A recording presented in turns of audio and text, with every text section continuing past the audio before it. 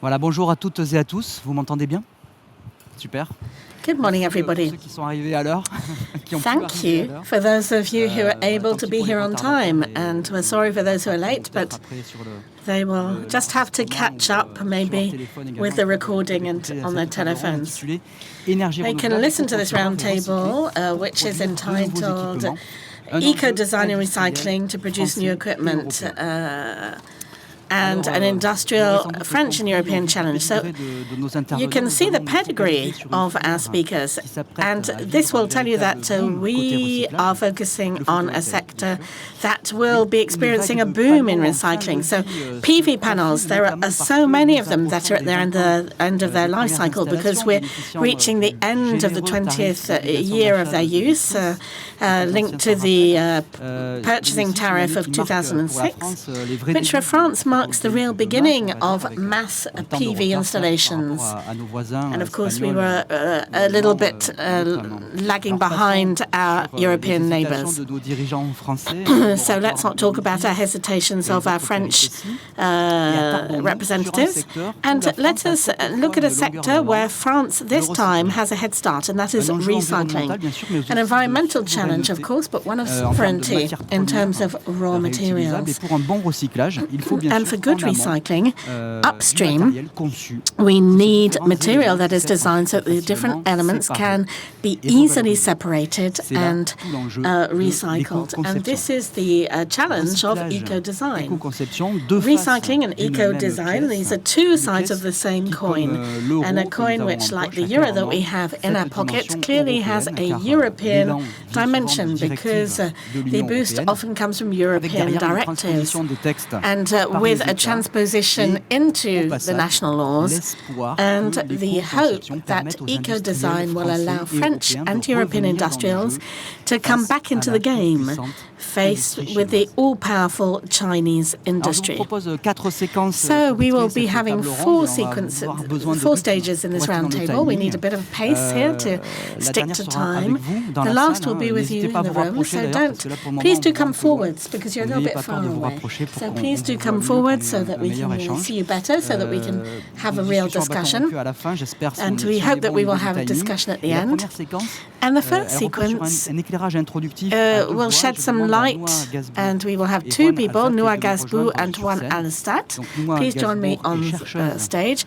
Nouha GAZBOUR is a researcher in the National Institute of Solar Energy, working for the CEA, and Juan ALZATE, good morning, both of you, is a technical and environmental performance engineer with SOREN, the eco-organization approved by the state for the collection and processing of used PV panels.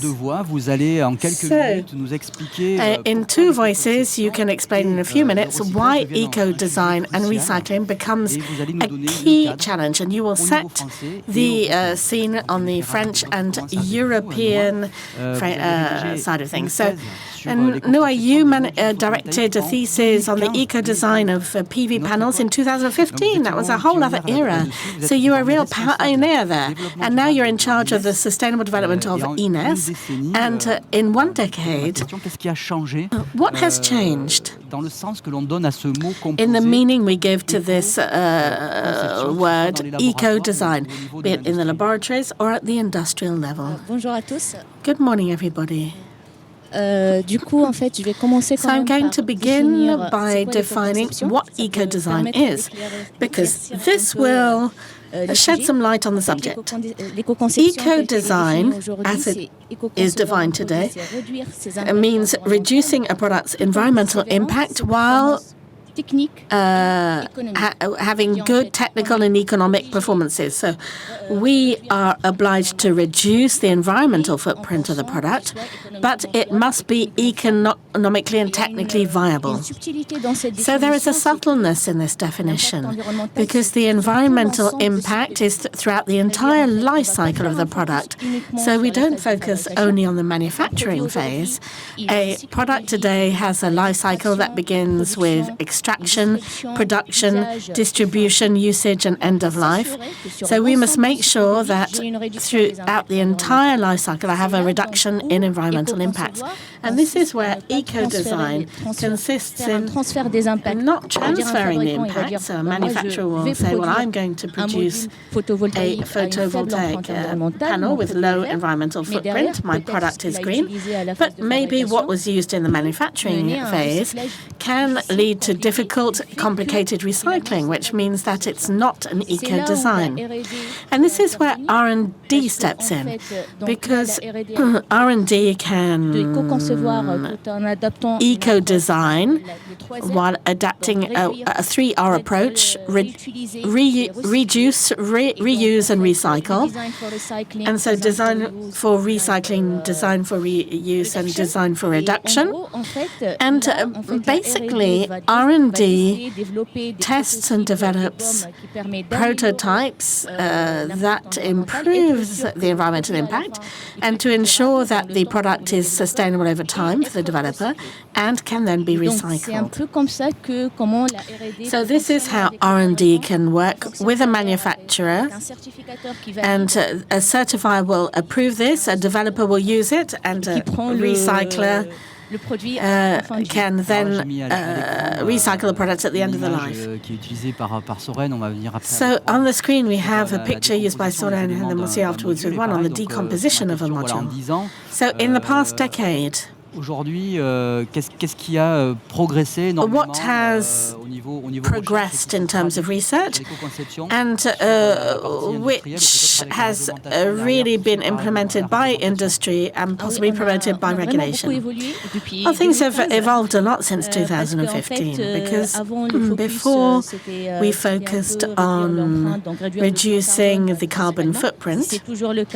This remains the case, but in the value chain and in this composition, we're starting to look at des matériaux recyclés, comment en fait concevoir, utiliser des encapsulants, des facériants qui sont faciles à backs that are easy to dismantle to facilitate the recycler's work. And this is where regulation can play its role, because all of these efforts cost money. Parce que le fabricant doit produire, the manufacturer must produce and must have a profit margin. The developer then buys it, and we must make sure it's not too expensive. And so la réglementation orientée, on va dire, alignée pour aider à cette synergie entre cet écosystème. Et donc, c'est là où je pense qu'on a besoin un peu de la réglementation pour aider cet écosystème d'être souverain et assurer l'économie circulaire. Guarantee that we can engage in a circular economy. So we're going to come back to this, but yes, regulation is what was behind the eco-organization, which is a law of 2015 with the environmental law, which says there is an obligation of the producer, importer and distributor to plan or contribute to the elimination of waste of what they have produced or sold. So in 93, 20 years later, it really comes to life with packaging, and then we have to wait for 2015 for the extension to PV, with the creation of a European recycling sector, and in France, the choice of a single eco-organization. And maybe you can talk about this. This is the specificity. It's called PV Cycle, for those who remember, until 2021, and now it's called SOREN, and it's the same company. And this is where you work, Juan, at. So how does this recycling, French recycling work? And I have a slide on this. How does it work, even from an administrative point of view, so that we can understand this question of eco-organization, how it's funded, how we fund this principle of recycling? Bonjour à tous. So hello everybody. Oui, donc en ce cas-là, nous on est SOREN. Yes, we are SOREN, the eco-organization that is approved by public authorities for collection and processing of used PV panels. So in the territory, in France and overseas, we have a non-profit making structure, and the producers work with the organization because they have the obligation of selling products that have an eco-design which takes them through to the recycling at the end of the life cycle. And they transfer the responsibility of collection and processing to us as an eco-organization. because we set up all of the logistics side of this processing.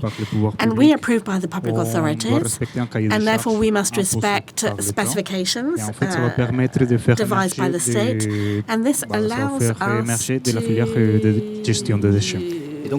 create a waste management sector. So you don't recycle it directly, SOREN doesn't recycle directly, but you call upon operators, and we have the two E's who will be talking, and the ROSI company. So what do? You do launch call for tenders regularly? Yes, that's it. And we work through calls for tender for logistics and processing, treatment. And next year we will be launching a call for tender. And in terms of collection, we have, depending on the quantity, if there are fewer than 40 PV panels, then they have to go to a voluntary point of collection, which is throughout France, and they deposit their PVs there. But when there are more than 40, then they can request that somebody comes to take them away from our website. So we need also general information, the number of pallets, the number of panels, and the type of technology, and then we work directly with them and with the logistics operators. And in terms of waste processing, as the producers are members of the eco-organization, they have to pay participation because they're selling this on the market, they have to pay a contribution, and thanks to this contribution, we can carry out the recycling operations. And the people who have these PV panels can ask SOREN to remove these PV panels without cost. And we do whatever the brand of module and however it's sold and whatever the technology. And in France, we have 3 waste treatment processors, one in the north of France, the other in the Aquitaine region, and then in the Occitanie region. We also have a service provider in Belgium and another one in Germany. And among these service providers today, we have 2 treatment methods. The first is grinding. So we grind the panels and then we separate per density, and we collect the different fractions of different sizes. And then we have treatment by elimination. So, for example, the modules are like a bit of a sandwich, and we separate the glass plate and from the laminate part, and this will allow us to collect the glass that can be with added value, and the laminate will be recycled, and we collect the strategic metals. Yes, we'll be talking about that afterwards. And just to end this introduction, we can see, this comes from a presentation of your eco-organization, SOREN, the outlooks and where we stand, really, in recycling in France. So for those of you who are a little bit far away from the screen, in blue, this is what is actually exists, and we can see that the curve is rising. So we're just at the beginning now. So we're really at the premises of mass recycling. We're at a crossroads now. Yes. This is a sector we began in 2015. And to give you an idea, between 2020 and 2022, we collected about 3,000, 3,500, 3,600 tons per year. And for 2023, we collected more than 200,000 tons. So it's the beginning of collection. And the forecast that we have is that we will be collecting 33,000 tons at 2030. So a lot remains to be done. And today we're working with our service providers and with the entire sector, the PV sector and the recycling sector. And we also participate in different European projects that will allow us to improve things. Very good. So I planned a Q&A session with the audience at the end of each sequence, but because we're running very late, I suggest that you keep your questions to the end, and we will try and keep some time for discussion. So, Raffaella Giardino and Jean-Baptiste BEYSSAC, can you please join us up on stage for the second sequence of this roundtable? Raffaella is the Director of Innovation Product in the Carbon Company, and Jean-Baptiste BEYSSAC is the CEO of a young startup which is called Solar System Analytics. I will say SESA because it's easier for me, and we will gain a few seconds there. Welcome both of you. And together we're going to be talking about eco-design, which is an environmental and industrial challenge above all, and the will to really differentiate ourselves. So we have products that are coming massively in from China, and we're going to talk about, I found with you, you were at the beginning of this crazy project, and that is what you said, it's not me, and which is the construction from start of a gigafactory of PV panels in France that we see here. It's not yet been built, but the project is crazy because a lot of European manufacturers have disappeared due to the inflow of Chinese products, and they've not reappeared. And Raffaella, you work in R&D in the health sector, and for carbon, you took on board the operational side of things. You built it all on paper, and we can see here the factory, and you are the innovation product director. So how does the carbon industry in this preparative phase of the construction and manufacturing, how does carbon make eco-design a core element of its production strategy for these future panels, concretely? Well, first of all, thank you very much for the invitation. Carbon is a project where we're really activists. Our model is really differentiating, and eco-design is key to our very existence. In France, we're at the cutting edge of eco-design, and we participated in the work group with our colleagues present here today, and with other industrialists to define the parameters that we wished to pursue. So which steps of manufacturing consume the most energy and therefore produce the most CO2, and what can we do to reduce these emissions?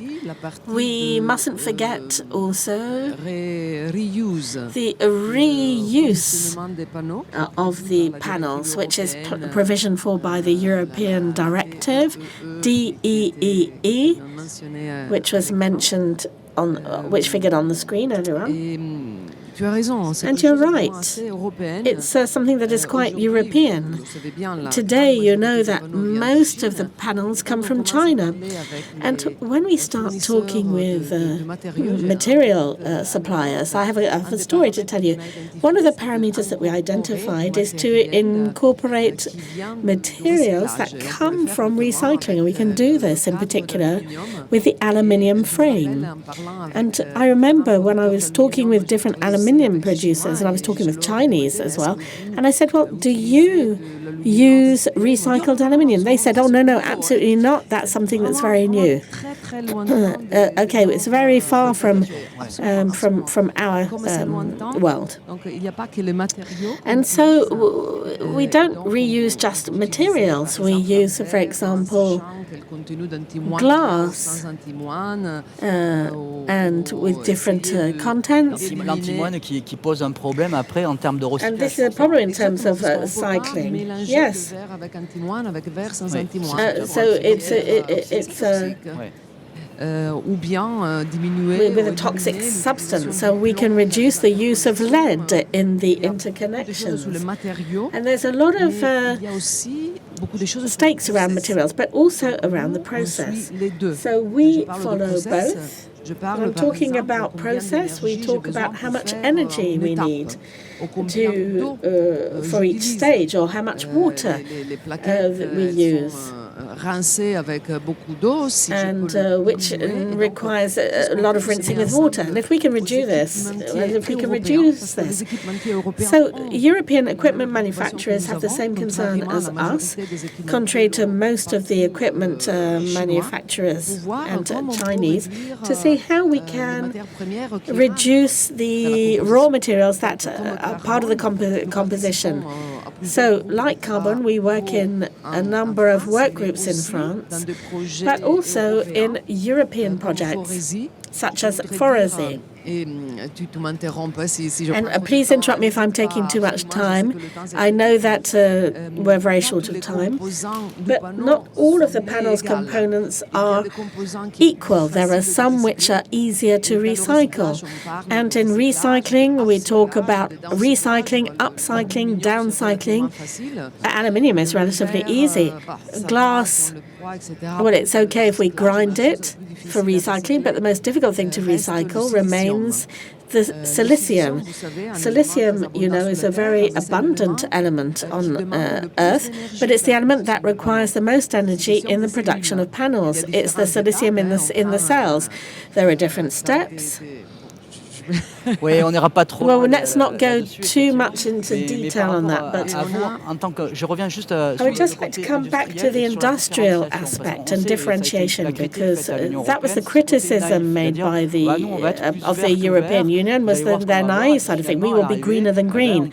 But what happens at the end of the day? We buy low cost, we don't know what's in it, and it's produced at the other side of the world. And so how do you put this in perspective as an industrialist? It's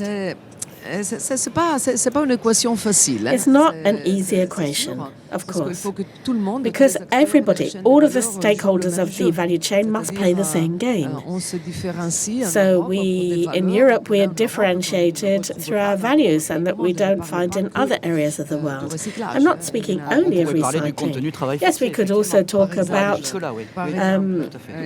modern slavery. Yes, there is a lot there. And at the economic side of things, we must be competitive. We cannot offer anything that is totally distant from these values. But if we focus on recycling, we try to really strive for the fact that using recycling materials doesn't increase the cost of production. Then I said the most complicated part of things is silicium. And that costs a lot in terms of energy and therefore cost for its purification. If we could create a short circuit, I use the conditional because that is in the sphere of R&D. The factories don't exist yet, but our research and development teams do exist, and we are part of European projects such as the ROSI project, for example, whose objective is to manage to recycle this type of material. I think that we can go into more depth of this question with Antoine Chalaux from the ROSI company. Maybe just an interaction with the sector of research and on this, the work that is done today. Because, public research is very much involved. A lot of money has been put on the table by the French state and the European Union. Which is a lot of money. Contrary to what people might think, there's research in the world of photovoltaics which is very strong. So how can we promote the industrialization phase carried by carbon? What is the relationship? And in terms of eco-design and recycling, will we really be able to bring this all together? Oui, vous pouvez. Vous pouvez taper en touche, hein. Non, déjà on travaille ensemble avec carbone. No, we work together with carbon. So here I'm talking to you as a researcher in the COA. So the work of R&D is mainly to guide the technological choices. So today we develop and characterize and test solutions, and the silicium that Raffaella talked about. So with recycled silicium, will we have performant modules, so to facilitate the task of industrialization afterwards. But I'm convinced that there must be synergy, so there must be a commitment on behalf of the developers to buy these eco-design products, of the manufacturers to align with R&D, and then the recyclers to collect these modules and recycle them, and the manufacturers to commit to purchasing these recycled materials, and there we can create this virtuous loop. But behind this, there is always the economic indicator, which is sometimes an obstacle to R&D and everybody. But I think that if we can achieve this synergy, and we are pioneers in recycling and the circular economy in Europe, and I think that today, for example, recycling, as mentioned by Raffaella in Europe, is developing fast. And I think that it's time to act today, because otherwise 2030 will be far too late. Why is it too late? Well, too late because they will be there already. I'm talking about the Asians. So it's a bit like development and production. Today we're lagging behind significantly. But today we have this differentiating element, which is recycling, which can be key to get back our industrial production and to create that ecosystem. But it can be promoted. We talked about regulation, and we will. So there are the calls for tenders in terms of the Commission of Regulation of Energy for large solar farms. Is that what is asked for developers? And this reindustrialization?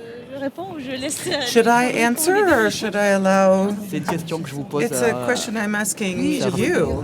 Yes, I can say that we manage. We're not yet there. We could do better, and we have to. But we have what's called a reality check. We cannot have too elevated, too high of ambitions if we're not able to have the product to reach those ambitions.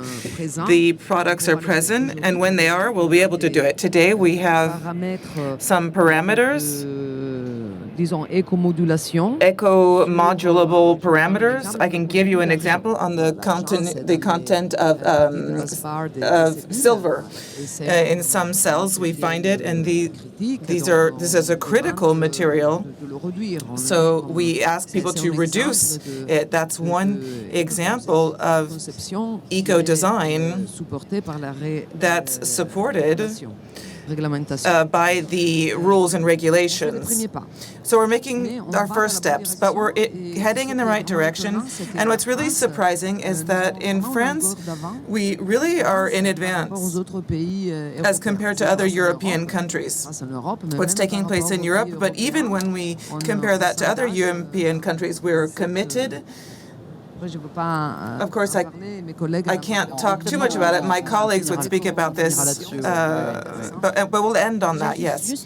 I would just add that being said, in France, we are number one, the first for the carbon reporting, and it's certified by Solis. And I think that today, at the worldwide level, it's the first person who can deliver this certificate. It's French, and it's a criteria that everyone wants today. Everyone wants to be certified. We know we need to add criteria to the certification, but we are pioneers on this, which is, I want to highlight how rare that is. And sometimes, we punish ourselves a bit, but maybe we should also congratulate ourselves and think about all these actions we've had.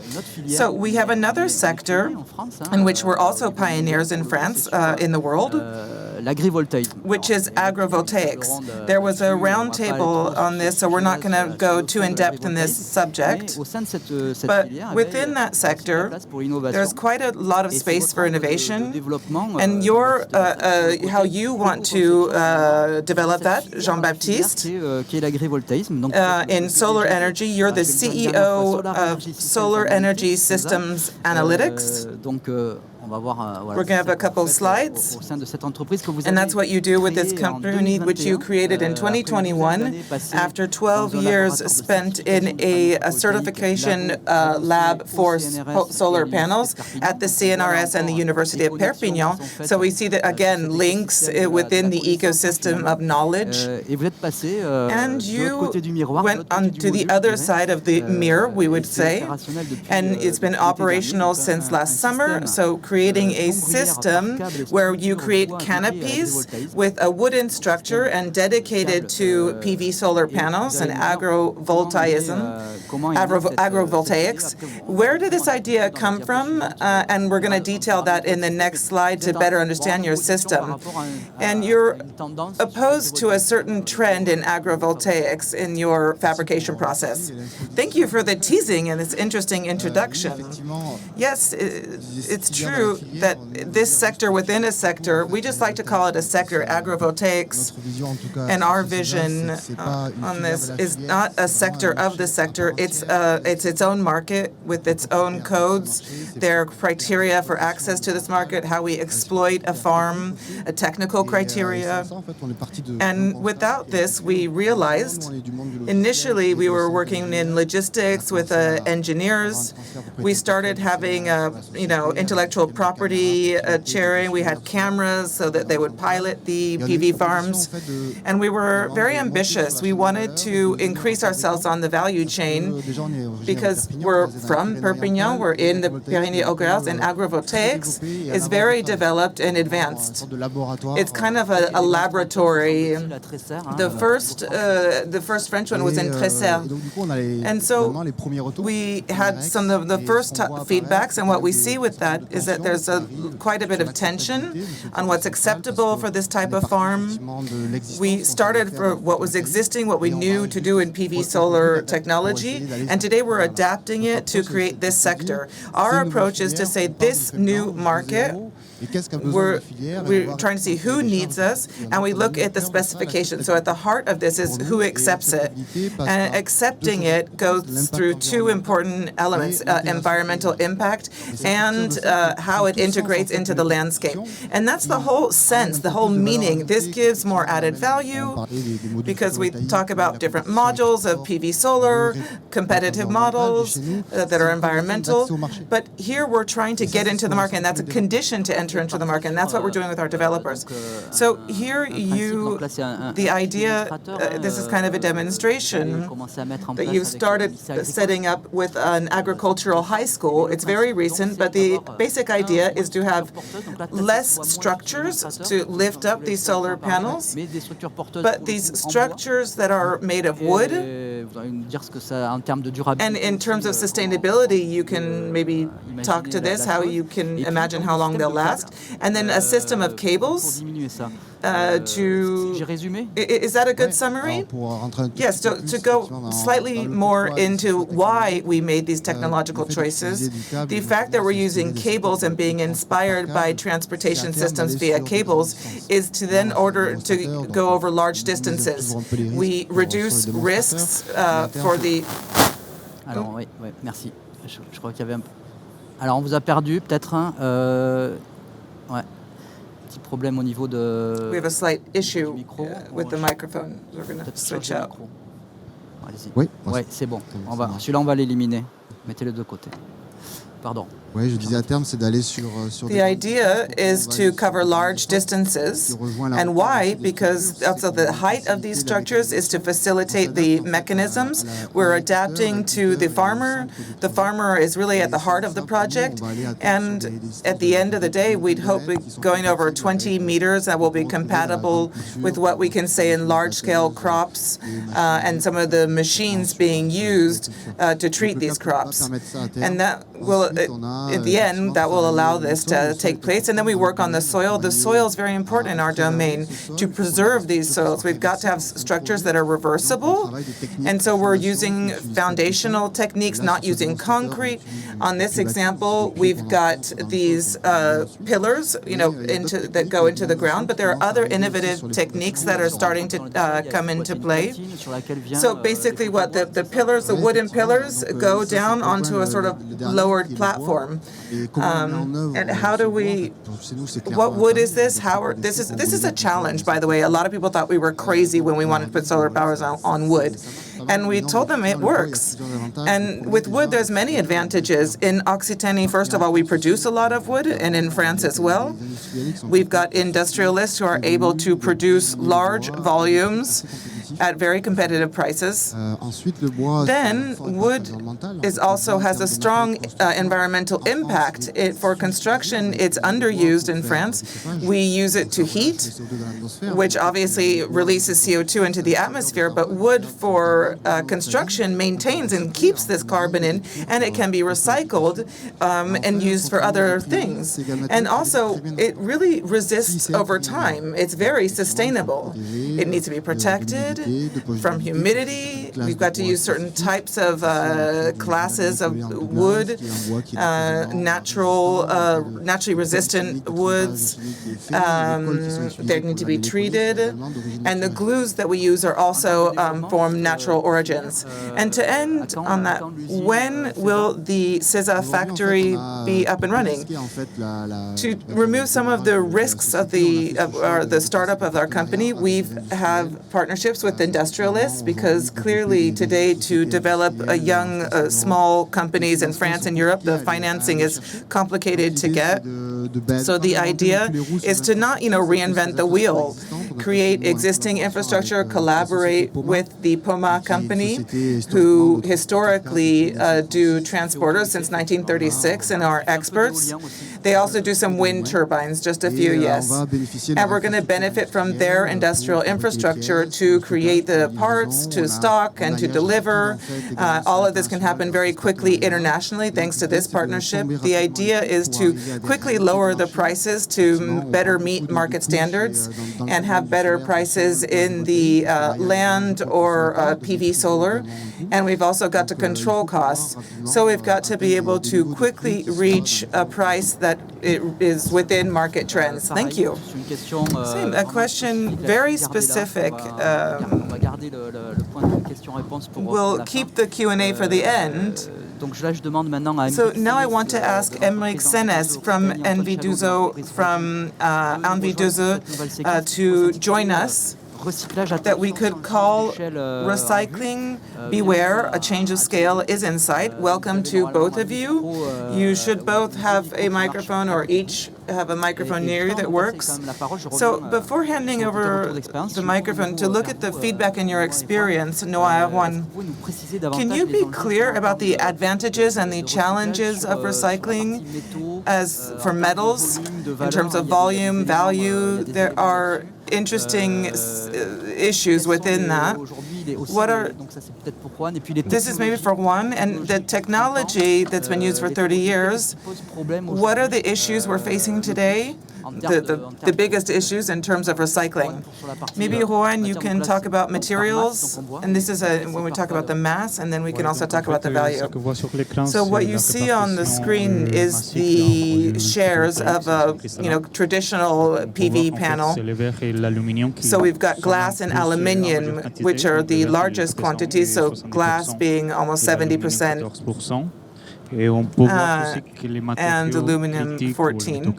And there's critical metals that we use in certain strategies, which is 0.8%, and copper 4%. So look at this schema, and then we'll move over to the next one. Now we can talk about the value within these modules. So now we have to focus on high added value. We can see that it's silver and silicium that have the most value, which about silicium 40, silver 20. And this is where we need to recycle these elements and for their added value.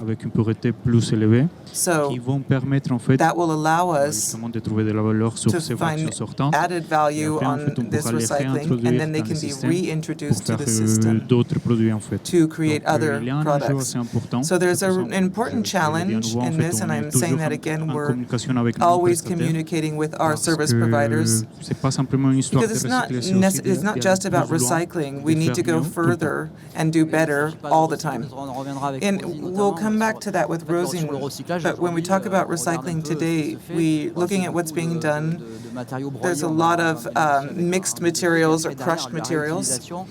How can we reuse them? We have to ask ourselves that question. If we put high-value products in, for example, under asphalt in roads, that could lead to certain questions. Today, what are the most difficult elements in terms of materials that are still posing significant issues?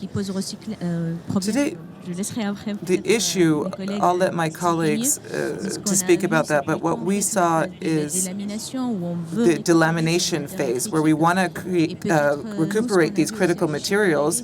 And what we want to do is there's different types of technology.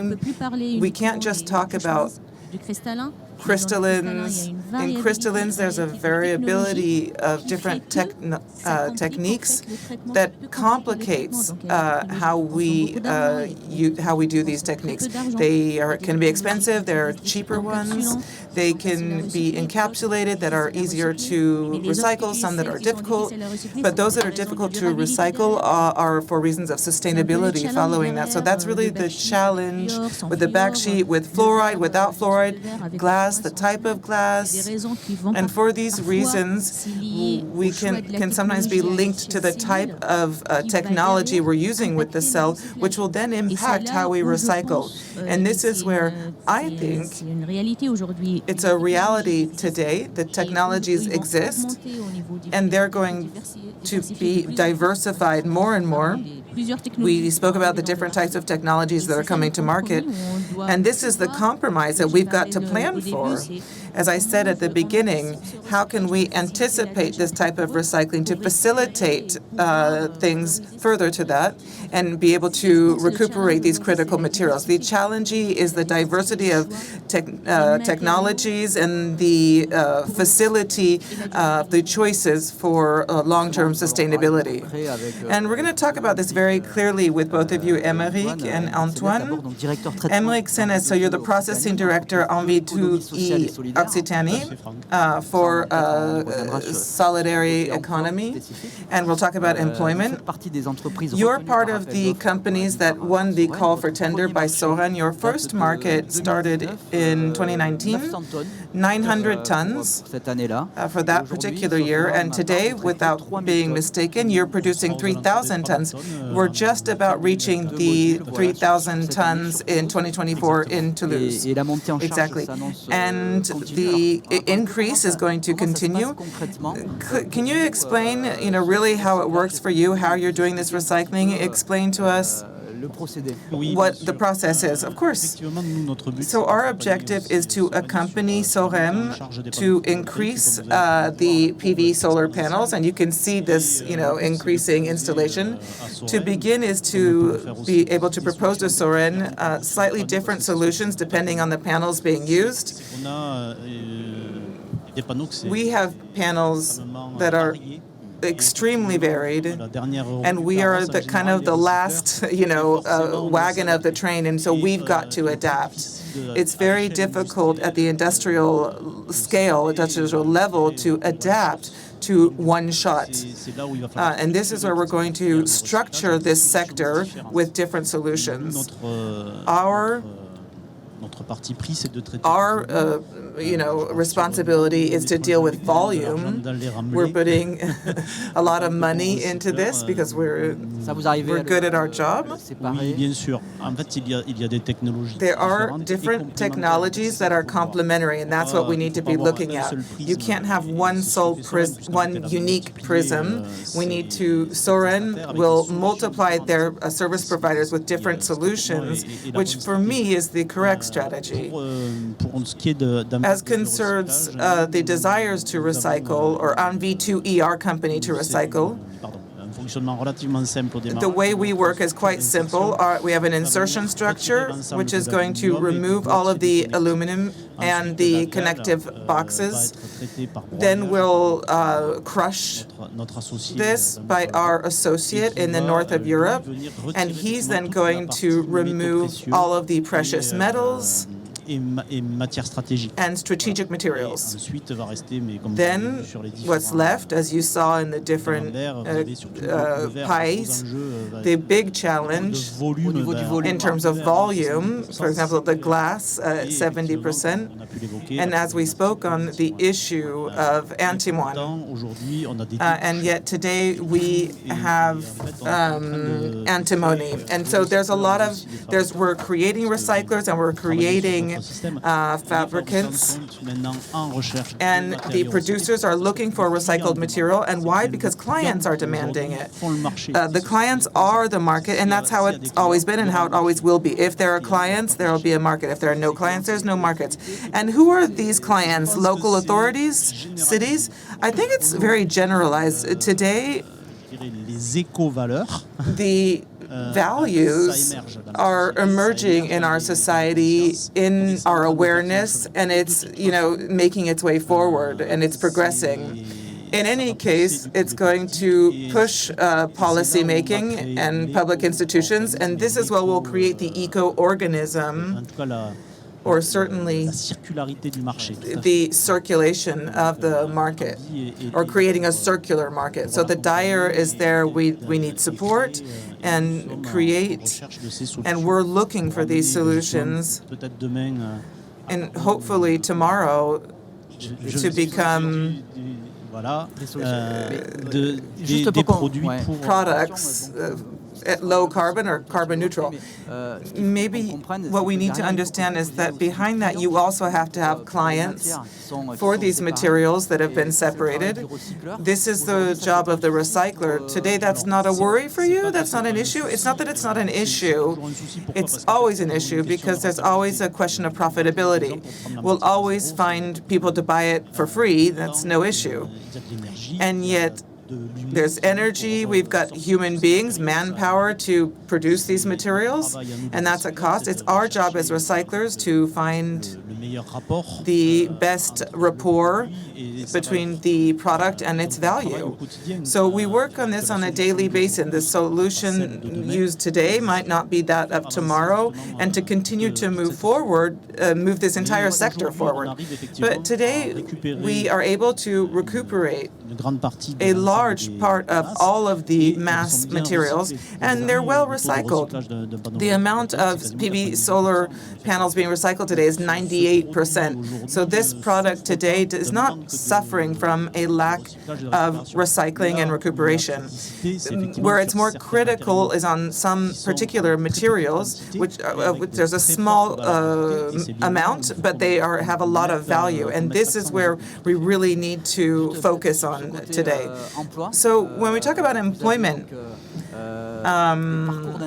you've got apprenticeship and internments and bringing new people into this type of employment. And on this segment, with a less added value to the employees, which would lead us to think that we're using people for a very low price to do the work. And apparently that's not it. No, absolutely not. The employment being offered today are an integration pathway to companies. We don't have subsidies for this. To the contrary, the subsidies that are here to assist the employee. Our employees work 35 hours. They are paid more than the minimum wage.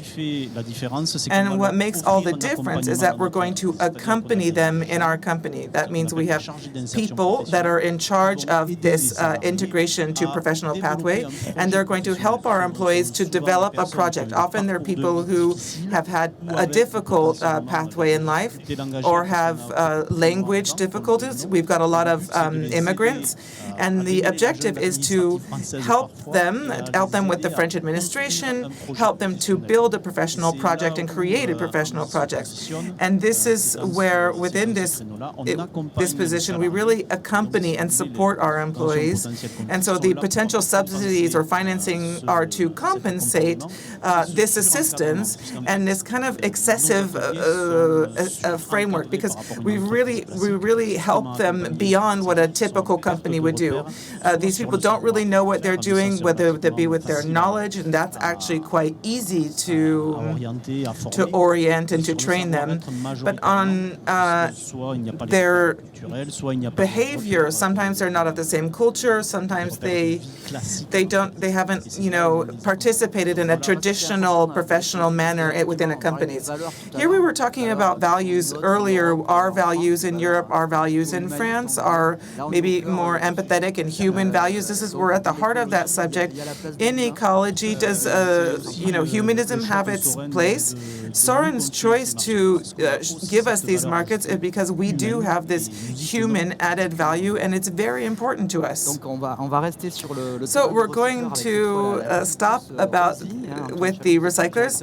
Alain Chalaux, you're the operational director of this company, co-created in 2017 with a researcher at the CNRS to give better added value to silicium and other metals within the PV solars, an idea that became a reality in 2023 with the first operational factory in ENVIE that today oversees 3,000 tons per year.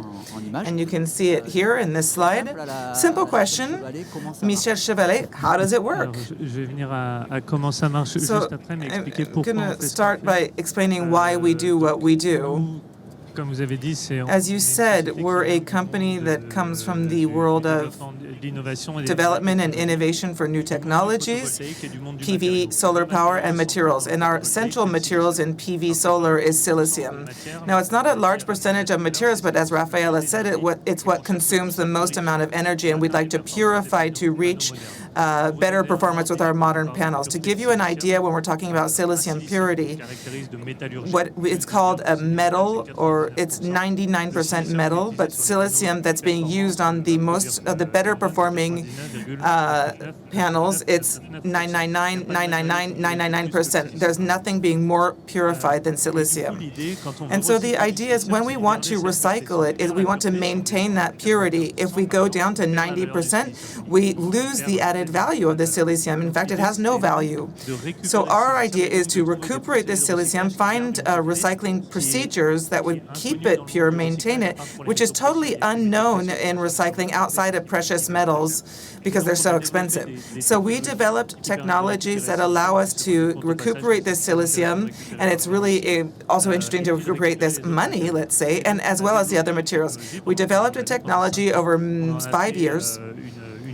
We created a factory thanks to the SOREN selection of our technology in partnership with ENVIE 2E OCCITANIE, which is another company within our ENVIE Federation. And today this factory is totally operational near Grenoble, and it's the first factory in the world that recycles silicium and silver from PV solar panels. How do we do this? So you saw earlier how the components of a solar panel, glass, aluminum, other things. What's really interesting to recuperate are the other elements that are active there in the middle, and it's trapped between layers of polymer plastics. These polymers are really interesting because they allow the panel to work for 20, 30 years. Some panels are even 40 years old and they're still functioning today. It's incredibly resistant. It's outside. It's constantly subject to climate and weather.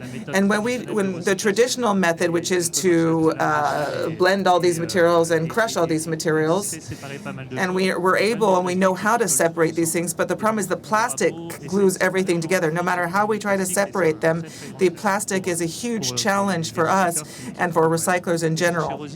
So in our factory, we tried to use a totally different approach to remove the issue from the very start in order to recycle correctly following that. So first we have a thermal treatment. We pyrolyze. We use a gas, we burn it. We use one part of the energy today, but later it will be our carburant for these processes, and that allows us to separate. We take out the glass when there's glass. When our partners have already removed it, there isn't any. We get the PV cells and the connective elements between those cells. Then we separate them, and it's a lot easier to separate them because it's not stuck together with the plastic. And as concerns these cells specifically, we focus on the silicium, which is the structure, basically 3% of the total mass of a panel, and the silver that's just finely printed on it. Today, it's about half of our profitability when we sell this silver afterwards. So it's very interesting to recuperate that in order to ensure that our method is profitable, because the silver today, 15% of the world's silver is used in producing solar panels. If we continue to increase creating solar panels, the issue is going to be silver. Physically, there won't be any silver left on Earth in order to make these panels. So we need to be good at this. It's interesting when we recycle it. This is a part of life. So, I'm butting in, but for silicium, you're able to purify it today to then reintegrate it in the solar panel chain or in other sectors. For the moment, it's other sectors. Why? Because today, if it's put back into PV solar panels, there are some steps of the fabrication that are only done in China. We certainly hope that that'll soon happen in France, take place in France, but in order to put it back into the sector, it has to be re-purified when it's brought out of the panel for many reasons. We can't just put it into another panel. It's got to be re-purified, but it's certainly easier to purify our silicium or the metal silicium that now exists on the market. If we put it back into the PV solar sector, then it has to be sent to China. So we prefer to use it in other industries that also use purified silicium. We work with Evonik in Germany that uses silicium of high purity for many things, fiber optics, chemistry. And today, is this already profitable? We say that silicium is inexpensive. Silicium is one way that we finance our business. Silver, copper, aluminum, all of this combined together, all of these materials will sell and that make our technology profitable. However, it requires more investment. Our factory was very expensive. The next factory, we've got one in France, we're opening one in Spain, and we're going to open one in Germany because there's a lot of people wanting to use our technology in other countries. We've standardized our process, and these factories are very profitable because we know that we're going to have to recycle a lot of PV panels. So low volumes aren't really optimal, but when we resell these materials, that's the focus. Today, we're paid by SOREN, but our objective is to really focus on resale of these materials to be profitable. For you, for the eco contribution, I don't know if that's the right word. What is that part in your revenue? Do you know what part it plays? Today, it's not much, 10 to 20% of our total turnover, and that's going to decrease. Today, it's still 50%, just about, but certainly it's something, and we saw it in all of the eco-organisms because I work on other activities as well. It's normal when a sector begins. It's the state that accompanies with co-organizers for long-term skills and growth of that particular sector. And as we move along, the economic models will move towards a resale of materials rather than participation. Okay, we've almost caught up on the lost time. We haven't lost more time, which is good. We're going to leave the floor to the audience if they have any questions. The time that we've got the mic, I've got one. Tomorrow, this is a broader open question. What's the vision of SOREN on recycling tomorrow? We've got about 50 people. Oh, sorry, how many employees? We've got 50 people on the technological side developing the activity, and more than 20 in the factory who are operators of the factory itself. Today, we have our teams of about 10 people, and we'll probably increase by 400% in 10 years. première question. We have a first question here.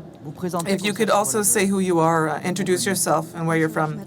Hello, I'm Ines Benachir and I work for Long Solar. I'm a manager there. My question is for SOREN as well as the recyclers. Today, my clients in CS Aldi, they want to have more visibility on the end of life of our product. Here you showed a slide where you can show your capacity to recycle, but the numbers are, kind of mixed together, combined. Would you have the ability to discern or to choose the quantity of products, for example, Longhi sends you, or Trina, or other producers? Oui, en fait. Yes. Au niveau interne, on a ce type Internally, we have this information. Après, l'histoire de l'afficher pour le But public, in order to make it public information, bon, je vois pas trop l'impact I'm not sure what the impact it would have. Today, our clients want to have this visibility. They want to understand the amount of solar panels they're able to recycle, and also notably on how much of the materials are being recuperated from the panels at Longhi. Today, we don't have this visibility, and I was wondering if this is an offer that you could develop in the future. It's more so that they're not the only stakeholder. Everyone's going to ask the same thing. We'll have many people asking us for the same thing. And today, it really depends on the treatment, but we're doing this at large scale. We've got to do treatment with a large amount of models, so we can't say, okay, we're just going to treat and use Longhi's panels in order to understand their composition at the end. But if every company started demanding this, it would be very difficult. So maybe for recyclers have this desire for transparency, and which is also maybe a request from consumers. We are already have to submit to a lot of traceability at every level.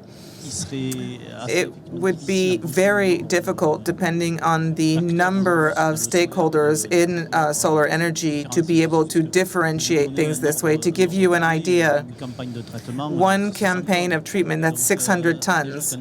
So if one stakeholder is able to bring us 600 tons in one go in order to be characterized, that it would be incredibly difficult. That would mean they would need to stock this with their suppliers in order to wait until they have this capacity of 600 tons, and that would really be an issue.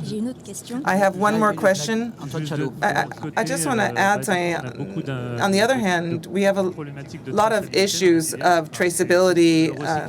Recycling in general requires us to have a lot of traceability, but we try to do it, and we try to do it via each brand. It's the beginning of it. The information isn't necessarily pertinent in terms of volume, but we'll do it over time.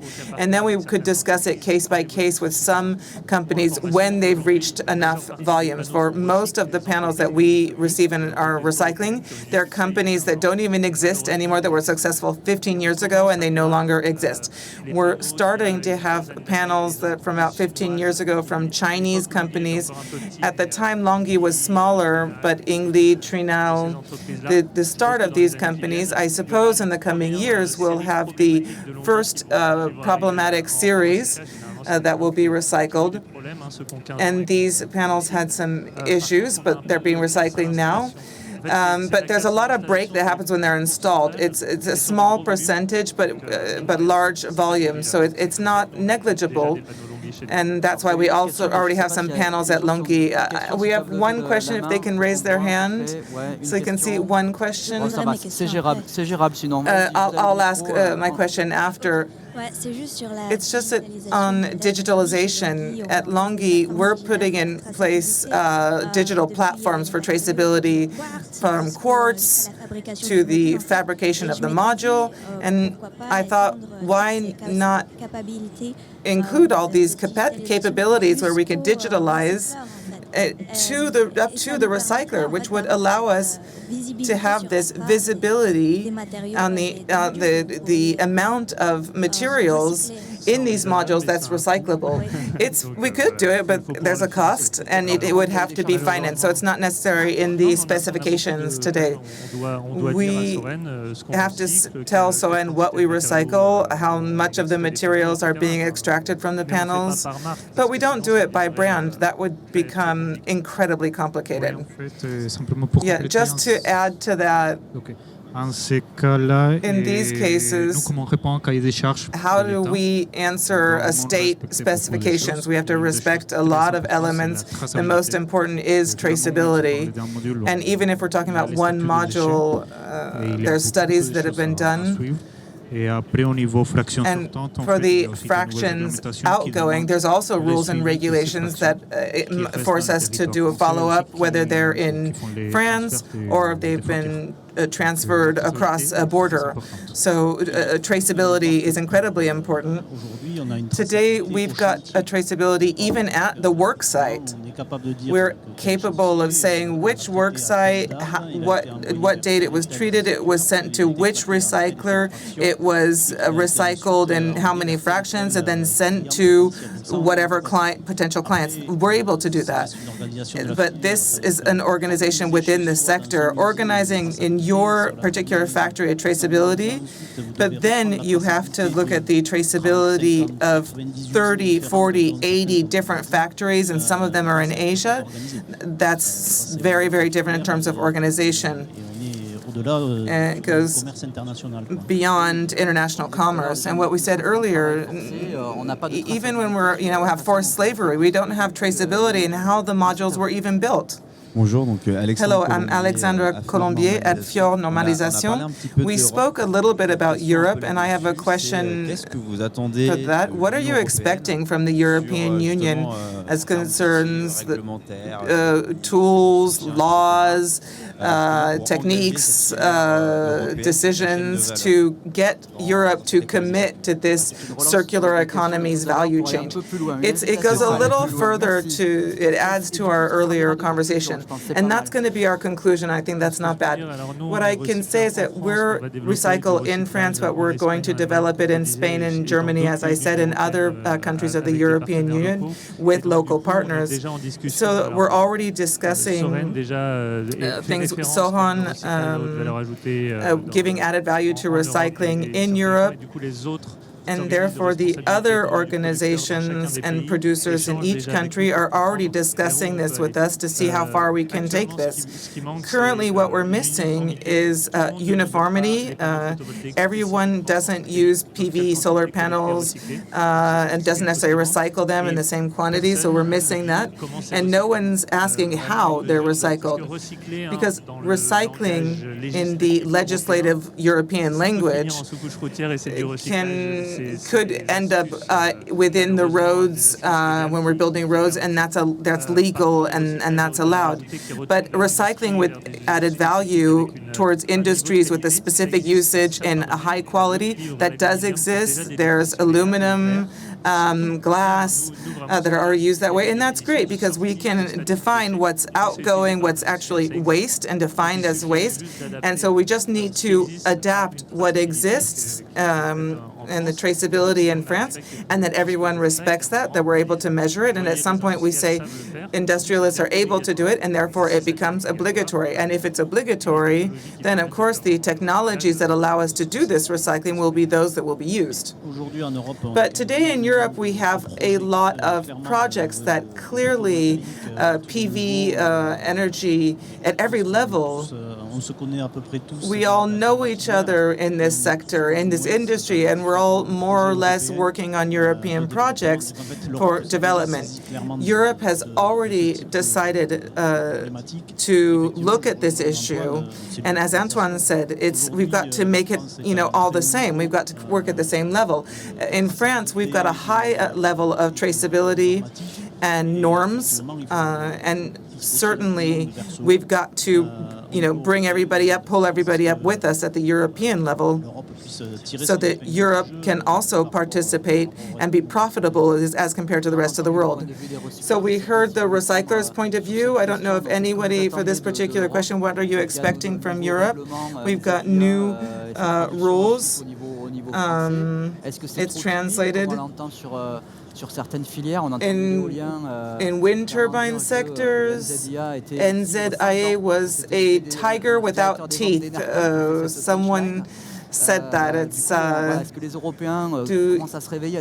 are Europeans starting to wake up? Is there awareness? Or is there something lacking, something we need to do in order to be successful? NZIA has the desire to have up to 40% of renewable energies produced in Europe, and for the PV solar sector, 30% with regulatory funding every country will have to put in place. And for the moment, we only have a few countries that have answered the call, France, Italy, Austria. So it's not entirely deployed. We need to be sovereign in energy. Solar energy is the most used, and when we look at all the types of energy, gas, fuel, carbon, wind turbines, solar, geothermal, hydraulics, the newest capacity of energy, and that's really put in place every year throughout the world since 2010, solar has just continued to increase and up to 70%. So 70% of new energies set up in the world. So it's going to continue to grow. But you, for example, to protect Europe, why do we need to have European protection? Because it's not possible to have the #1 source of energy in the world, in Europe, totally dependent on third world countries. We've got to be sovereign from one part of it, and that's the idea of the NZIA. How do we do this? With reservations for call for tenders, for local production, and also with perhaps rules and regulations of high quality that could be put in place, and that we haven't totally been developed today. So there's maybe a thought process. Noah, final words. Just when we're talking about the legislation, technically speaking, what's rather urgent and important is to harmonize the methodology for these laws and regulations. Today, they exist. NZIA, there's calculations methods. But if we're not able to harmonize the methodologies so that everyone is doing the same calculation, has the same indicators and the same results, then we're going to be too spread out, and the rules and regulations won't help. It's urgent and indispensable that we mutualize our methodologies. So, the answer to this question, which certainly was important in terms of what we expect from Europe as it being a protector of our values here in France. Thank you to all 6 of you for your for respecting. I hope nobody was frustrated with our questions. Thank you to you. Have a wonderful day at EnerGaïa. See you soon.